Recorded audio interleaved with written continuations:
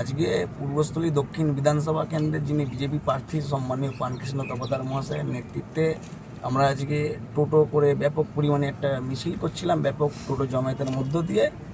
কিন্তু যখন আমাদের এই টোটো মিছিলটা সমুদ্রগড়ের আগে যে নসরতপুর যে তৃণমূল পার্টি অফিস, সেই পার্টি অফিসের ওইখানে আমরা অতিক্রম করছি, তখন তৃণমূলের ওখানকার যে মস্তান আছে অমিত মোদক, তার নেতৃত্বে ওই দিক থেকে 8-10 জন ছেলে নিয়ে তারা স্লোগান দিচ্ছে।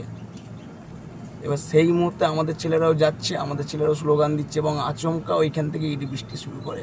এবার যখন ইট বৃষ্টি করে আমি অনেক পেছনে ছিলাম, তারপরে আমি দেখছি আমাদের বেশিরভাগ যুবক ছেলেপিলেরা ছিল, তখন আমি ছুটে গিয়ে দেখছি যে যুবক এই ভাই সৌভিককে মেরেছে, আরও একজন ওখানে আছে, তার মাথা পুরো ফ্র্যাকচার হয়ে গেছে এরমভাবে।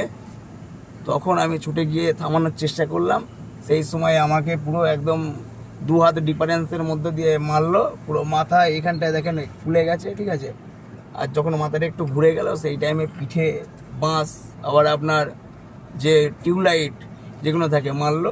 পরবর্তী সময়ে আমাদের যখন ছেলেরা এক জায়গায় হয়ে গেল 2-1 মিনিটের পরেই, তখন আমাদের ছেলেরা পাল্টা যখন শুরু করলো তখন ওরা পালাতে বাধ্য হলো। এবং পরবর্তী সময়ে এই যে আপনার সেন্ট্রাল বাহিনী এবং রাজ্য পুলিশ তারা উপস্থিত হওয়ার পরে আমাদের নেতাকর্মীদের ওপর লাঠিচার্জ করছে। আমরা পরিষ্কারভাবে বলছি এরকম বিষয়ে হামলা মেরেছে আপনাকে। এটা পুরো নসরতপুর তৃণমূল যে অঞ্চল কার্যালয় আছে সেই অঞ্চল কার্যালয় থেকে।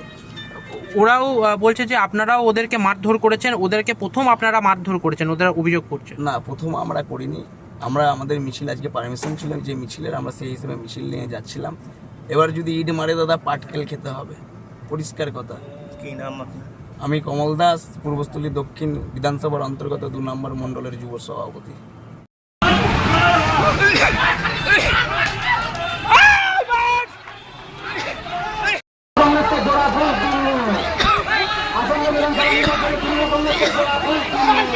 মার